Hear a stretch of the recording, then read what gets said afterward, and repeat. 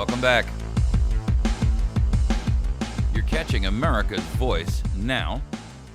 We're in our last segment this morning. Hope you folks are riding out there with us on the web. Glad to have you on board. Those of you that are joining us on Patriot FB, that's Patriot FB like Foxtrot Bravo. Glad to have you out there. There's a group of folks that catch us there on that program. They find us from constitutionclub.ning.com. They find us from the Citizens Action Network. And they find us on Big Country 99 Rooster Radio from midnight to 2 a.m., Monday through Friday. We broadcast this program in an effort to educate and awaken, to educate, inform, to motivate and activate you. Motivate you to take action before things are too late. There are some days I think to myself, it's already too late. Then I see a bunch of patriots make a difference, and I say, maybe not. I'm no soothsayer. I don't have a crystal ball. But I do study. I do educate myself. I mean, I'm pretty on top of what's happening, not only nationally, but internationally. I can't say I'm an expert on anything.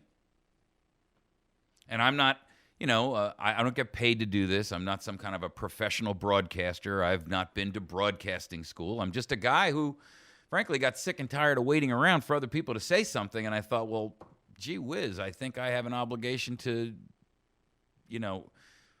get on the horse, ride through the city streets and say, they're coming. Hello, everybody wake up. They are coming. Thank goodness, as infrequently as it happens, we have other whistleblowers. But people who actually have an ability to make a major difference within their small sphere of influence, if you will, and sometimes a large sphere of influence. What do I mean by that? Well, perfect example of a large sphere of influence is the VA. The VA is responsible for the health care of literally millions of Americans who put their lives on the line for the country. Whether you agree or disagree with the military, I don't care if you're a liberal, I don't care if you're a conservative, I don't care if you're an agnostic, I don't care what you are. The truth of the matter is, those people had the right motivations when they went in and said they were going to do their duty for their country. If you think their motivation was any less loyal or altruistic than those people on Capitol Hill, you're fooling yourself. Those people on Capitol Hill and on your state's Capitol Hill, they're in it for the money and the power. It's not why people join the military. Got to tell you that. And these people, men and women, who have served their country loyally, faithfully, even times when there was no war. Many of them injured and wounded, doing the nation's duty. Whether or not you agree with we should have been over in Afghanistan or Iraq doesn't matter. These people went over there with the right spirit. I don't think we should have ever been in Afghanistan or Iraq either. But it doesn't take anything away from the men and the women who went over there when their nation called for them. Irrespective of whether or not their nation was misdirected, makes no difference. It doesn't take anything from them.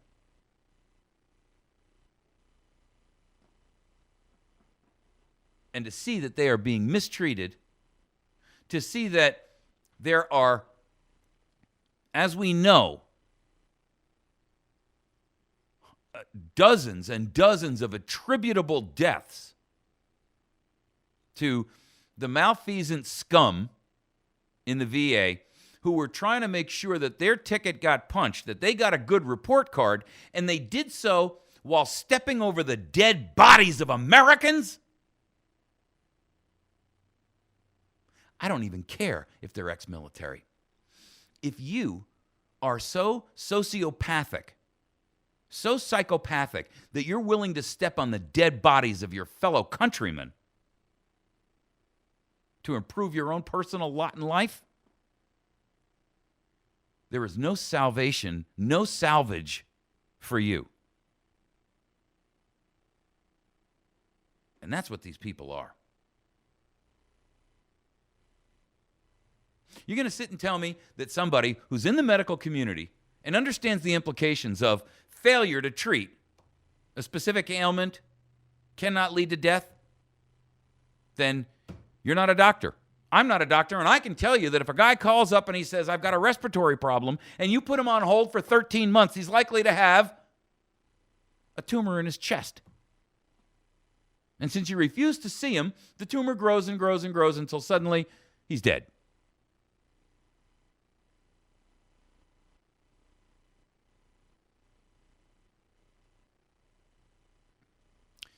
See, the people who would do something like this, it's not whether or not they're military. Because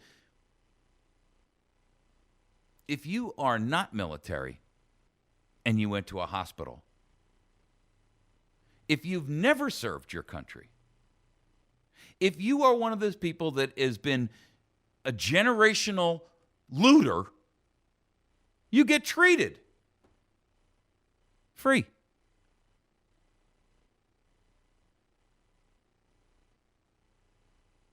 How insane is that?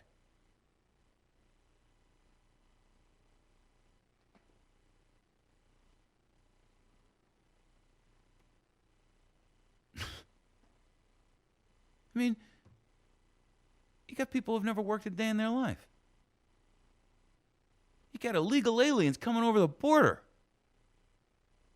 that not only have they never worked here, but they come over here and immediately take away the resources from the rest of you.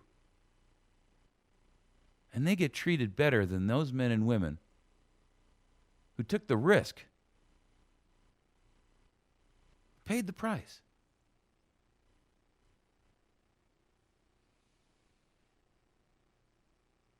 There's a Fox piece out there, Dr. Catherine Mitchell, and I wanted you to hear this. I'm going to play this for you. It's only about 3 minutes, three and a half minutes. And she's a whistleblower. Dr. Mitchell, I'm grateful to you. And I'm grateful to you as an American. I don't care whether you work for the VA. I don't care whether you work for Downtown General Hospital. I'm grateful for you, and I'm grateful to you that you've had the courage to stand up and against your own self-best interest, you decided to take the risk and speak out. And you're not alone, and I don't want to leave anyone out, but I got to tell you, I don't believe in altruism for the community's sake in the communist manifesto manner, but what you're doing is big. And it's something completely different. It's virtuous. And I honor that. Here's the report. It's only 3.5 minutes. About the problems at the VA hospital in Phoenix, Arizona, where dozens of veterans reportedly died while waiting for basic primary care. A longtime doctor there says the problems go much deeper than the alleged secret waiting lists. Dr. Catherine Mitchell is my guest today. She's known now as the second whistleblower to come forward. Dr. Mitchell, thank you so much for your time today. What were your primary concerns about this secret waiting list? Because it's my understanding that you feared that certain people within the hospital where you were in Phoenix might try to do away with some of those documents. Yes, Sunday night I was informed by an employee that I've known a long time that he had knowledge of a list that if management got a hold of it on Monday, Sunday night or Monday, that they would be able to internally erase evidence that patients had been waiting for a long time to get appointments. And what did you do after that? Well, he called me and asked me what to do, and so I thought, well, we'll go to the VA police desk. The VA police are actually, it's a federal police force, and there's one at every facility. We went to the the police desk, after they spoke with their chief, they were unable to take custody of this potential evidence. They did recommend that we find a place to secure it within the facility. At that point, this employee, yes, this employee and I went to the eligibility clinic where the list was, took it from the eligibility clinic, and then hid it in the clinic that I work in a place where I could keep it under lock and key until the next morning when the OIG would come. Okay, so that was eventually handed over then to the Inspector General? Oh yes, that was handed over Monday morning. Okay. The employee and I met by the union offices, and then we. Go ahead, I'm sorry. I don't mean to interrupt you, but Sharon Hellman, who was the person in charge at this particular hospital, she's now on administrative leave. She has claimed in interviews that she never knew that such secret waiting lists existed. Is she lying? I don't know if she personally had knowledge, considering the fact that the second list was pretty common knowledge and standard operating procedure. I would have a hard time believing no one knew that it existed. Our electronic waiting list is kind of archaic in that when someone calls in to request a new patient appointment, that request is entered into a note in the computer. That note is then printed out and then hand carried at the end of the day to the section where the electronic waiting list. Okay. I want to make sure that I get to the other grave concern that you had, because you were in the emergency room. And you were so concerned about the care that veterans were getting there that you had recommended that it be shut down. Why? Because we were inundated, actually for several months. We were inundated with patients. We were only an 8-room emergency room. We were incredibly short-staffed in terms of physicians and nurses. We did not have any ancillary support services. Every time I wanted to get an x-ray on a patient or send them to CAT scan or get their blood work done, we had to pull one of our nursing staff out of the ER from direct patient care to do transport. At that point, there were so many near misses, situations where the potential to jeopardize someone's life were occurring, that there was no way that we could keep a handle on it. Dr. Catherine Mitchell, she's now known as the second whistleblower. Very brave of you to come forward as we continue to cover this story on a daily basis here on The Real Story to try and get the answers. Doctor, thank you for your time. Ladies and gentlemen, when you have people within the Veterans Administration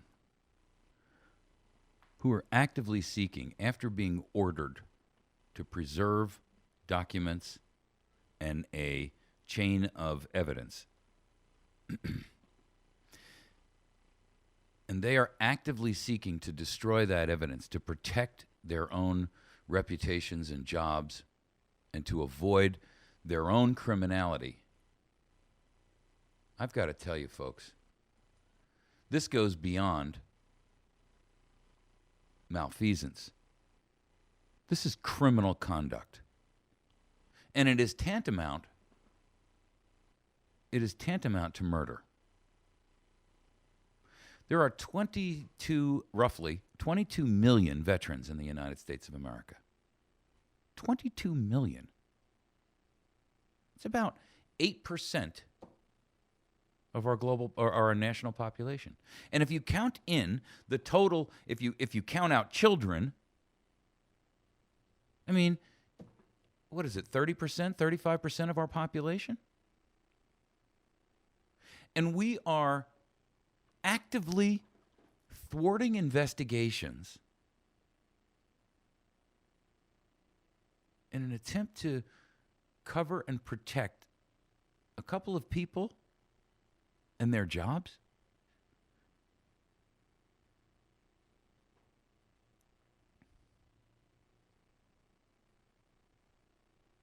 You see,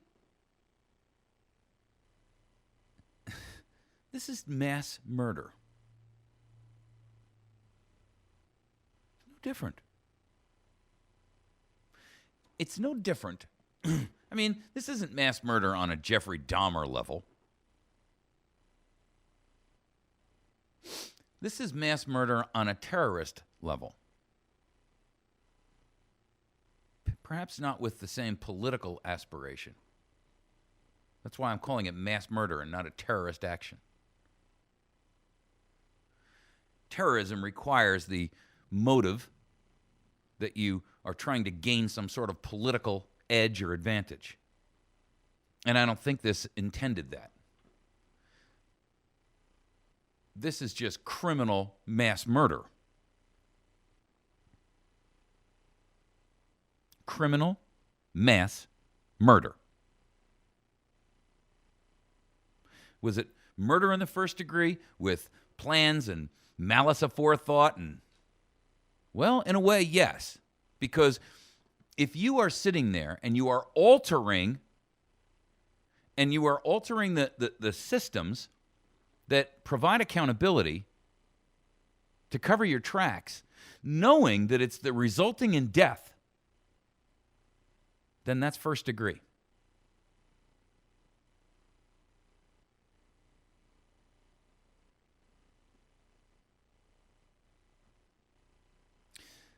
The Veterans Administration is hopelessly, unsalvageably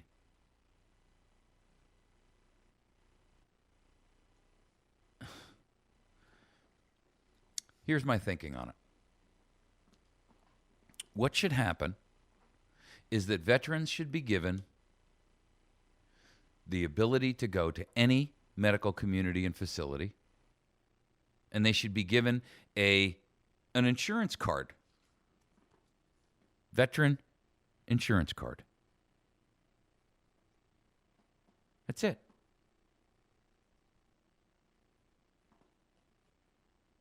They go to the local hospital just like you. The bill gets sent to the federal government. That's it. Case closed.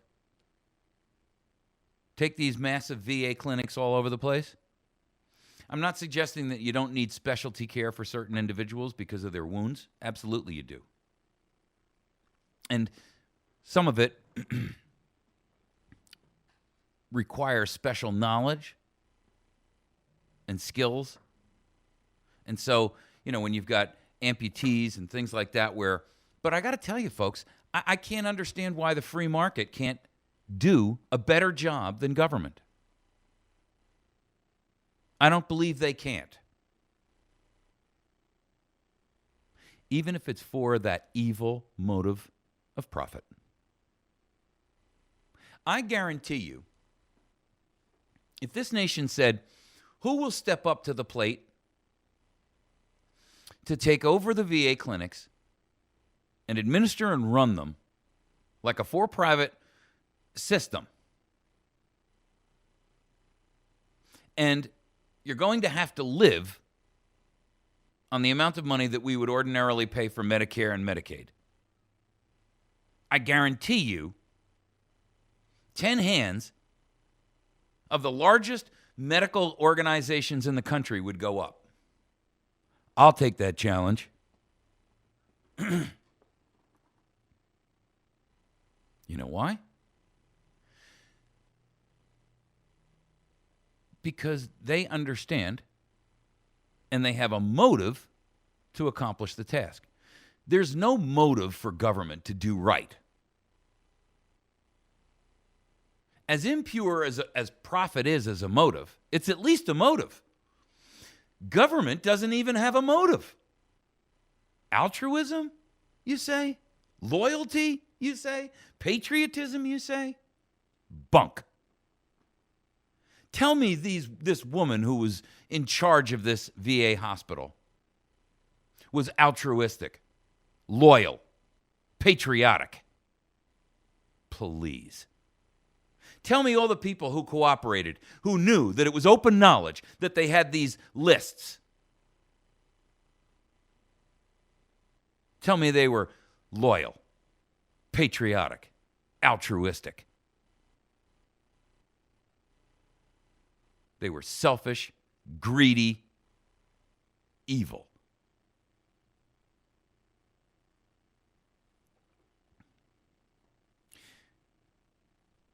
You see, the truth of the matter is, there's nothing government does for us that we cannot do better for ourselves. Even under the guise of that evil thing called profit.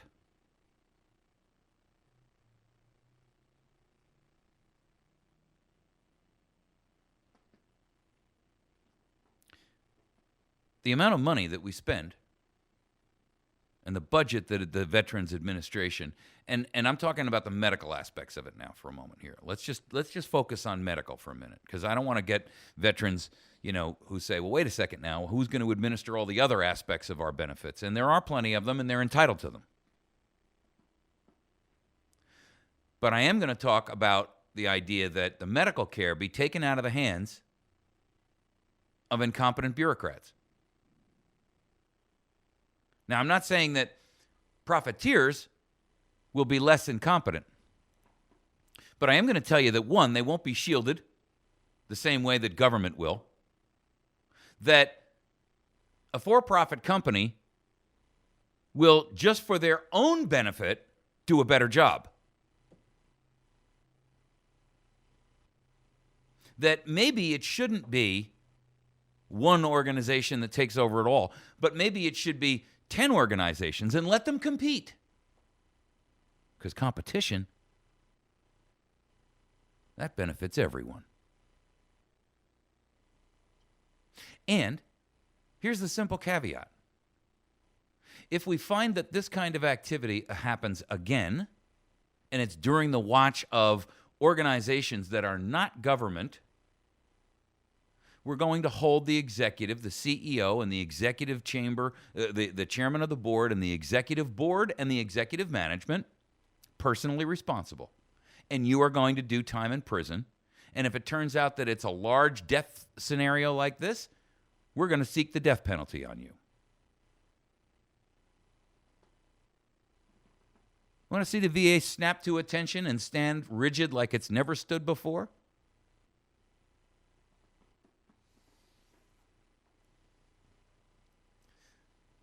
But what we will see here, where's the IG, by the way? Where's the IG, the Inspector General, who's supposed to be monitoring every agency? That's why we need a civilian ombudsman program. Paid for by volunteers, paid for by donations. How many Americans do you think would say, yep, I'll pay $10 a month for that? $10 a month. Pay it every month. You go whack my Visa or my American Express. It's $120 a year to be assured that somebody's looking out for me. Make it tax deductible. Hello?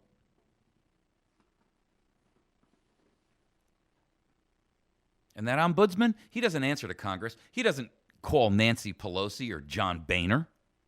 He doesn't call Mitch McConnell or Harry Reid.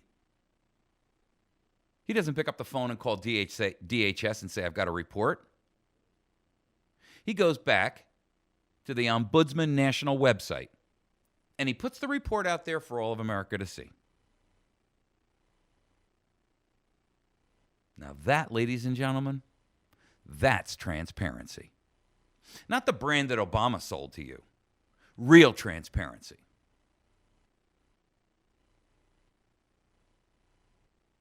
And the VA could do with a lot of that right now. I want to see perp walks.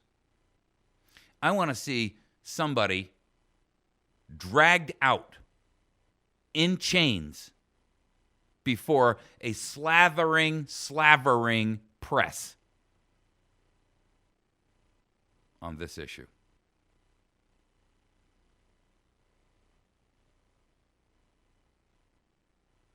Because it's beyond anything else that we could attribute to government. I mean, this is, ladies and gentlemen, you've got American soldiers dying. Not one, not 5, not 10. Dozens and dozens. 47 directly attributable now, and we haven't even cracked the egg on this.